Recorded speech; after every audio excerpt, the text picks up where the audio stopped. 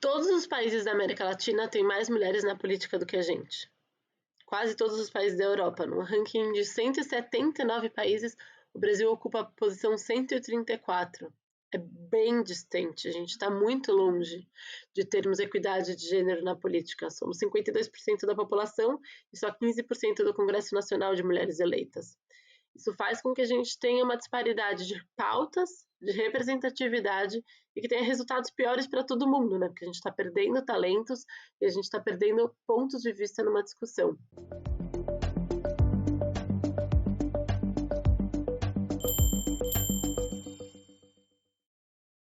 Olá, bem-vindo, bem-vinda ao Espaço Recíproco. Hoje nós temos a alegria de receber aqui a Marina Elou.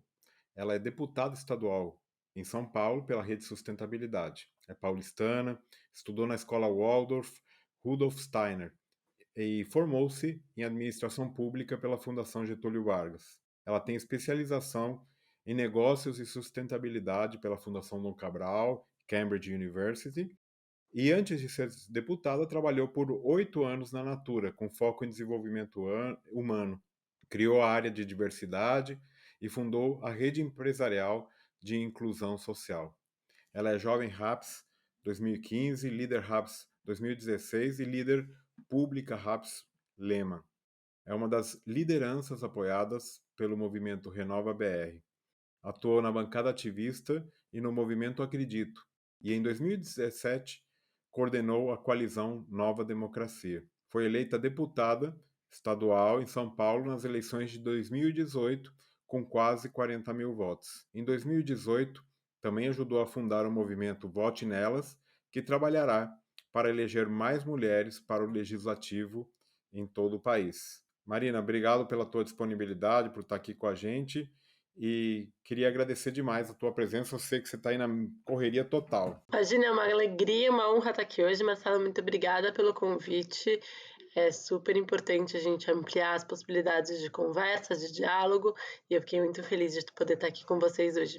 Bom, muito bom. Obrigado. Queria já começar perguntando o que te levou para a política. Por que você resolveu ser candidato em 2018, quer ser novamente candidata em 2022, sendo que você tinha uma carreira já na iniciativa privada, né, em uma empresa de grande porte. Conta um pouquinho essa história.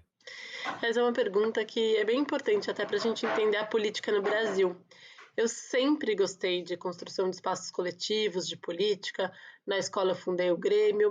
Eu fui estudar administração pública por amar essa construção coletiva, mas nenhuma vez eu pensei em estar na política. E hoje eu tenho clareza que é porque me faltavam referências. A gente não via mulheres, jovens, mães ocupando esse espaço, muito menos que não eram de família de político. E não era uma coisa que a gente falava, a gente não conversava sobre política, a gente não conversava sobre a possibilidade de ir para a política. Eu me formei em administração pública numa das melhores faculdades do Brasil e a gente não falou nenhuma vez, no todo o tempo que a gente estava lá, sobre política, sobre partidos, sobre quociente eleitoral, sobre como era fazer campanha. Então isso não era uma possibilidade para mim e eu lá também descobri muito, estudei muito sobre o nosso grande desafio comum, que é pensar um novo modelo de desenvolvimento que seja sustentável. Eu tive a oportunidade na faculdade de ir para fazer um trabalho sobre Belo Monte, o ano era 2010, o ano do licenciamento de Belo Monte. Fui para Altamira, para Giral, para Santo Antônio, e lá eu saí com muita clareza que a gente tinha desse desafio. Quis trabalhar com sustentabilidade, queria ter uma experiência no mundo corporativo, prestei o programa de trainee da Natura e fui fazer uma carreira lá. Eu era muito feliz, foi uma carreira de bastante sucesso lá, só que eu sentia muita falta desse espaço coletivo. E daí eu comecei a buscar pessoas que estavam fazendo diferentes. Conheci a RAPS, que é a Rede de Ação Política pela Sustentabilidade. Tinha um monte de gente jovem que não era de espectros, partidos tradicionais, grupos, movimentos, mas que queriam entrar para a política. E foi muito importante procurar pessoas com o mesmo objetivo, conhecer gente que estava fazendo as coisas diferentes e me fortalecer ali dentro daquele momento. E eu virei o ano de 2015 para 2016 querendo trabalhar numa campanha. Eu nunca tinha trabalhado numa campanha, eu não sabia nem como funcionava, eu nunca tinha nem conhecido pessoalmente alguém que tinha sido candidato. E daí, só que eu queria que fosse de mulher, jovem e que falasse de sustentabilidade. E eu não achei ninguém com esse perfil. E alguém virou para mim e falou: ué, você é mulher, jovem, gosta de sustentabilidade, sabe falar sobre isso, por que não você? E acho que essa foi uma grande pergunta impulsionadora, que por que não eu? Então a gente foi lá, porque eu não sei nada, não sabia nem por onde começar, a gente criou tudo do zero, fizemos uma campanha bem diferente, mas com bastante potência para vereadora aqui na cidade de São Paulo em 2016, que deu certo para a gente e a gente não foi eleito, porque a Rede não fez o quociente eleitoral, mas me permitiu ser eleita deputada estadual em 2018. E se antes de entrar na política eu tinha duas certezas que me faziam querer entrar, que era a política é importante demais e ela pode ser melhor, hoje eu quero continuar porque essas duas certezas são ainda maiores. Eu acho agora a política ainda mais importante do que eu achava e eu tenho certeza absoluta que ela pode ser ainda muito melhor do que ela está sendo hoje. Então é por isso que eu quero continuar. E você tem como pilares principais a primeira infância, meio ambiente, desenvolvimento sustentável, prevenção de homicídios na adolescência, mais mulheres na política. É, conseguimos avançar em algo em essas pautas ou estamos muito estagnados ou até em retrocesso? A gente conseguiu avançar bastante, que é por isso que eu quero continuar, porque eu entendi que dá para fazer e dá para fazer diferente. A gente escolheu essas pautas porque era uma junção do que eu tinha estudado na minha vida, qual era o meu acúmulo do que eu achava importante, com o que era competência estadual, com o que era importante para a população. Daí, em primeiro lugar, vem, né, meio ambiente e sustentabilidade, como eu contei um pouco para vocês, e aqui a gente avançou bastante. Eu fui presidente da Frente Parlamentar Ambientalista, uma organização, uma iniciativa que hoje tem mais de 100 organizações participando. Junto com eles, a gente escreveu vários projetos de lei, como o projeto de lei da qualidade do ar, o projeto de lei que decreta a emergência climática, de segurança hídrica, projetos que estão tramitando. A gente aprovou o projeto de lei de nova forma de manejo e combate aos incêndios florestais, um grande problema do estado de São Paulo nos últimos anos, que agora tem uma solução muito mais potente para resolver. A gente conseguiu incidir judicialmente pela frente parlamentar, por exemplo, contra a especulação imobiliária no litoral, conseguimos proteger a ilha comprida.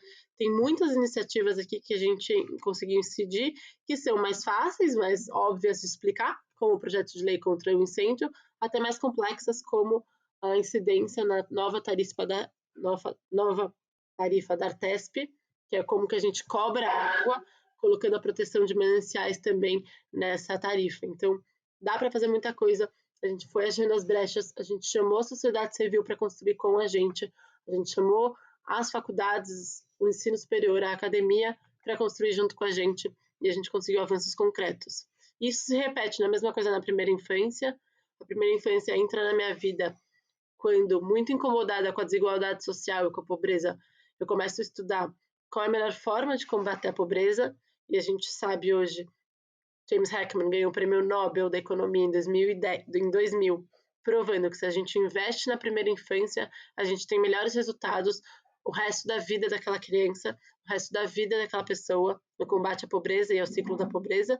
Então, ele entra por aí, e eu me torno mãe durante o processo. Eu já sou mãe do Martim, de 4 anos, e da Lara, de 2 anos, e vejo na minha vida o impacto que tem a primeira infância. Então, a gente conseguiu fazer várias coisas, a gente aprovou a política estadual, a primeira lei estadual pela primeira infância, que hoje tem um comitê intersetorial no estado discutindo o plano pela primeira infância, colocamos a primeira infância no orçamento do estado.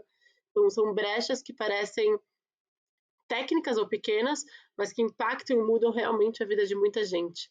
E aí, o terceiro ponto era a segurança pública, né? Segurança pública é competência do Estado, é um dos principais problemas que a população hoje sente falta na sua vida.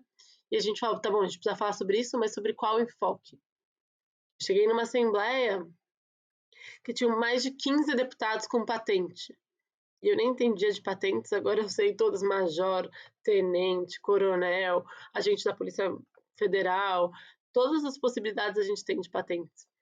E daí eu falo, não dá para falar segurança pública disputando o mesmo espaço que essas pessoas. Como que a gente traz uma abordagem de direitos humanos?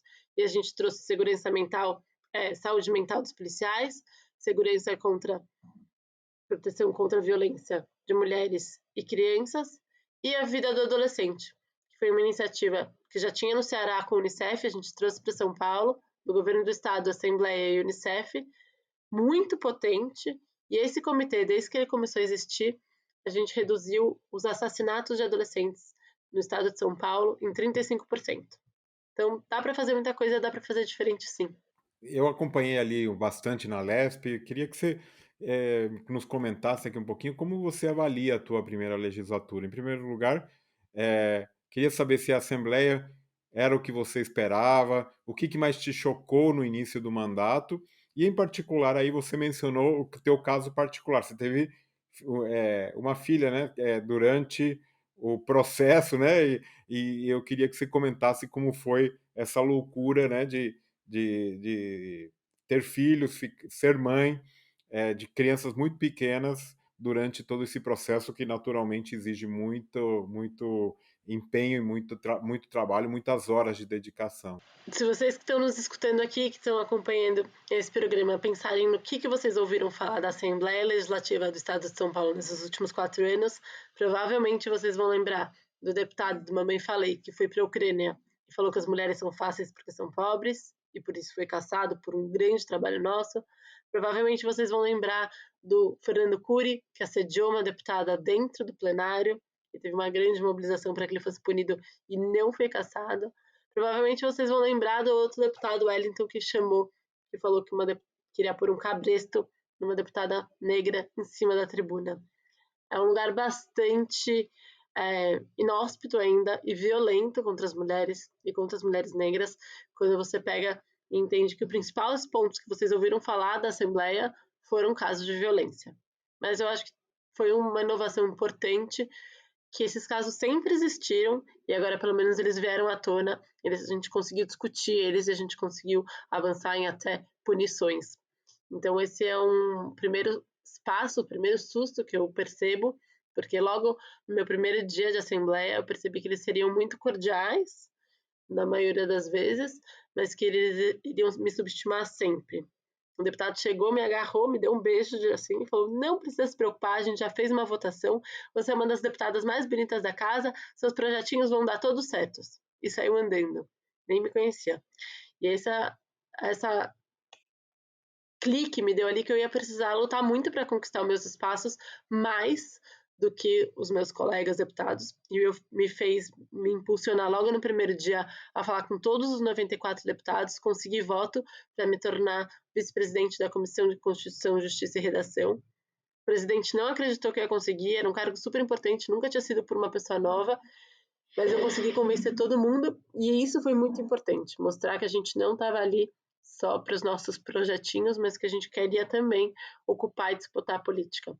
E esse foi um dos grandes desafios que a gente encontrou, uma assembleia e uma política como reflexo da sociedade ainda muito machista, conservadora na mão das mesmas pessoas. O segundo susto, porque não sei quem está nos acompanhando talvez não saiba, mas o estado de São Paulo está há mais de 30 anos com o PSDB no poder. Não tem nenhuma alternância de poder por décadas no nosso estado, o que fez com que a Assembleia e diversos órgãos de controle entre o balanço de poder necessário para uma democracia saudável se tornassem extremamente governistas, no seu regimento. Então, a Assembleia hoje é extremamente presidencialista, ou seja, o presidente da Assembleia tem o poder de decidir quase que tudo, desde quem que vai estar nas comissões, até quais projetos de lei a gente vai votar, e ele é sempre do governo, ou seja, a Assembleia não discute veto, que seria nosso papel, a gente não derruba veto do governador, a gente não escolhe os projetos que a gente vota, a gente só vota os projetos do governo. Então esse também foi um susto importante que me fez lutar desde o começo por uma reforma no regimento, por maior transparência, para que a gente tenha maior independência do governo. Independente se os projetos são ruins ou bons, o que a gente tem que fortalecer é a democracia e o pesos e contrapesos no nosso sistema. E ter ficado grávida durante o mandato foi também uma experiência. Já estava nos meus planos desde o começo, porque quando eu fui eleita, eu tinha um bebê de 8 meses, eu sempre quis ter mais de um filho, eu imaginava que em 4 anos eu teria uma outra criança, então era um combinado com o meu time, mas acabou acontecendo antes do esperado, e foi ótimo, porque no final deu tudo certo. Ela nasceu logo quando começou a pandemia, então eu tirei licença maternidade, 4 meses, mas eu também já comecei a trabalhar online, porque tudo ficou online, então eu consegui ficar com ela, consegui amamentar exclusivamente, consegui voltar a trabalhar, E ouvi, né, machismo, ouvi um deputado falando que eu não poderia pegar uma relatoria porque eu estava grávida, ouvi outro deputado falando que ele nem ia me dar oi porque o que eu gostava mesmo era de fazer filho e eu já ia sair de novo, mas isso daí foi secundário versus realmente a potência que é ser mãe, que a potência que é ter filho e a potência que é ocupar esse espaço. Então deu tudo certo no final. E como, então, justamente nessa questão, como que a gente deve trabalhar, que eu acho que é uma pauta sua e um trabalho seu, né, para incentivar mais mulheres a participarem da política, da ciência, ocupar todos os espaços que precisam ser ocupados? Todos os países da América Latina têm mais mulheres na política do que a gente. Quase todos os países da Europa. No ranking de 179 países, o Brasil ocupa a posição 134. É bem distante, a gente está muito longe de termos equidade de gênero na política. Somos 52% da população e só 15% do Congresso Nacional de mulheres eleitas. Isso faz com que a gente tenha uma disparidade de pautas, de representatividade e que tenha resultados piores para todo mundo, né? Porque a gente está perdendo talentos e a gente está perdendo pontos de vista numa discussão. Para isso, a gente tem visto no Brasil uma grande mudança nesse modelo de incentivo às mulheres. Várias organizações têm surgido, né? Eu tenho a honra de ser cofundadora do Vote Nelas, mas também tenho Vamos Juntas, o Elas no Poder, o Mulheres Negras Decidem, o Todas. Várias organizações da sociedade civil para capacitarem e estimularem mulheres a se elegerem. A gente tem grandes organizações como Mulheres do Brasil lutando para que a gente tenha cadeiras reservadas, 50% das cadeiras, para que a gente garanta no mínimo 50% de mulheres nos parlamentos. Mas a gente tem um grande desafio que também é votar mais em mulheres. Dos 94 deputados, hoje a gente só tem 19 mulheres, e esse é um recorde. É um recorde histórico do maior número de mulheres na Assembleia. Então, esse ano, para mim, é fundamental, é mandatório, impositivo, que para os cargos do legislativo a gente vote em mulheres. Já são muitas as opções para homens nos executivos, tanto para presidente, quanto para governador, quanto para o Senado, que são os cargos majoritários. A gente precisa olhar, são poucas as opções de mulher, então a gente precisa olhar para o legislativo como prioridade para que a gente tenha melhor equidade de gênero e um Congresso mais representativo e de melhor qualidade para a nossa população. Bom, outro assunto que queria conversar com você é um pouco a questão ambiental, porque hoje, mais do que nunca, a pauta ambiental é absolutamente fundamental para a nossa sobrevivência como sociedade, como mundo, né? Você acha que o assunto tem tido o destaque que merece? Não, de jeito nenhum. Eu tenho, eu vim dessa escola de estudar sustentabilidade, de estudar o meio ambiente, de estudar os impactos da sociedade nesse modelo de desenvolvimento e a necessidade de criarmos outro, a mudança climática, da transição energética. E quando eu me propus entrar na política, a gente fez um recorte para qual tema eu iria me aprofundar como deputada. A gente fez um recorte para água e saneamento básico, por entender que tinha a ver com saúde, tinha a ver com desenvolvimento social, tinha a ver com direitos básicos e tinha a ver com básico do meio ambiente, desde qualidade do ar até agricultura, até alimentação. Água e saneamento básico seriam as nossas prioridades. Mas quando eu cheguei na Assembleia, o vácuo que a gente tinha de representação e de importância no tema era tão profundo, os deputados não fazem a menor ideia do que significa sustentabilidade, do que significa emergência climática, do que está acontecendo agora. Ainda tem uma visão muito abraça a árvore lá do passado, tem uma visão que não é uma visão conectada com novos modelos de negócio. Era tão longe que a gente acabou abarcando todos os temas dentro do nosso mandato, a gente acabou realmente assumindo um papel de protagonismo na discussão de um novo modelo de transição, de desenvolvimento e de proteção do meio ambiente, desde especulação imobiliária em áreas de preservação ambiental, reflorestamento, qualidade do ar. A gente acabou falando com todo mundo, porque é muito ruim ainda essa percepção dos nossos governos. Eu acho que o executivo está um pouco à frente na perspectiva estadual, que ainda assim teve grandes retrocessos.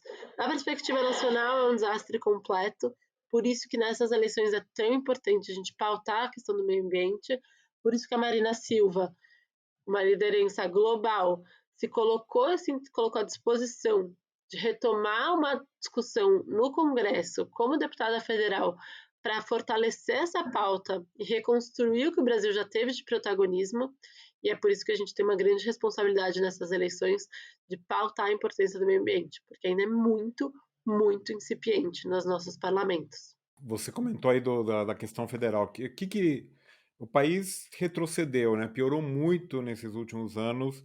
Teve aí um retrocesso muito forte em várias áreas, né? Como você enxerga esse momento que a gente está vivendo? Como podemos sair da situação que estamos? Bom, naturalmente você já mencionou, votando bem, né? Mas outros caminhos aí que a gente pode fazer para sair dessa situação tão terrível que a gente está vivendo. Você já trouxe a primeira, com certeza a gente precisa votar bem e a gente precisa realmente conversar com as pessoas. Não tá ganho. Acho que tem um lugar muito de não, Bolsonaro já perdeu, esse retrocesso autoritário contra a ciência, contra as mulheres, contra a educação, contra o meio ambiente vai acabar? Não vai. Vai ser umas eleições muito difíceis. A gente precisa conversar com o máximo de pessoas possível da importância de votar em primeiro lugar. Tem muita gente desanimada, muita gente que não vai votar, muita gente que não quer nem saber de política. A gente precisa retomar essa importância dessas pessoas para elas irem votar. Todo mundo precisa conversar com o máximo de pessoas possíveis, precisa realmente entender que não está resolvido, não está ganho, vai ser difícil e a gente precisa entender que tirar o Bolsonaro do poder é imperativo para que a gente possa reconstruir uma agenda de país, para que a gente possa ter uma agenda educacional, uma agenda na ciência, uma agenda no meio ambiente, um lugar de protagonismo no Brasil. Os retrocessos são muito profundos, demora muito mais para construir do que para destruir. E se a gente tiver mais 4 anos dessa destruição, não vai dar tempo da gente fazer o que a gente precisa fazer para o Brasil ter uma agenda de futuro. Então é super necessário a gente entender que as eleições não estão ganhas e que a gente precisa trabalhar para isso. A gente precisa tirar o Bolsonaro do poder. O segundo ponto é que, uma vez que o Bolsonaro perder, não está resolvido. A gente tem ainda muita gente, uma oposição que a gente nunca viu como vai atuar. Então a gente vai precisar continuar conversando, apoiando as nossas pautas, fortalecendo as pessoas que a gente elegeu, acompanhando o trabalho, realmente participando da política. Serão anos difíceis aqui para frente, não vai ser uma repetição do que a gente já teve e a gente vai ter que construir de fato esse espaço democrático no Brasil. E o terceiro ponto é esse: a gente primeiro também precisa garantir que tenham eleições. A gente precisa defender a democracia, a gente não pode aceitar nenhum discurso golpista, a gente não pode aceitar um questionamento das nossas urnas, a gente precisa falar todos os dias que as nossas urnas são seguras sim, porque essa campanha do Bolsonaro está indo muito de vento em polpa e é muito perigoso a gente ir por esse caminho. Então são 3 coisas: garantir que tenha nas eleições que não estão ganhas, então garantir que as pessoas vão votar e que votem contra o Bolsonaro e continuar participando da política. Ou seja, a gente tem bastante trabalho pela frente. Bom, agora eu queria que você recomendasse um livro, um podcast, uma série, um canal no YouTube, qualquer coisa que vier aí na sua cabeça. Eu gosto muito do Foro de Teresina, acho que é um podcast muito bom para quem gosta de política. De série, eu gosto de recomendar uma série que chama Borgen, que é uma série da Escandinávia, de uma mulher que entra na política, mas que tem lições e que tem uma história bem interessante. Eu gosto bastante dessa série, chama Borgen, para quem também gosta de política. E que é uma série com uma língua diferente, é interessante de escutar. O livro eu acabei de ler agora, a continuidade, né, do Quarto de Despejo, da Carolina Maria de Jesus, é maravilhoso. Quarto de Despejo, depois Sala de Alvenaria 1, Sala de Alvenaria 2, são os diários da Carolina Maria de Jesus. Também quem não conhece precisa para entender mais sobre que país é esse que a gente vive.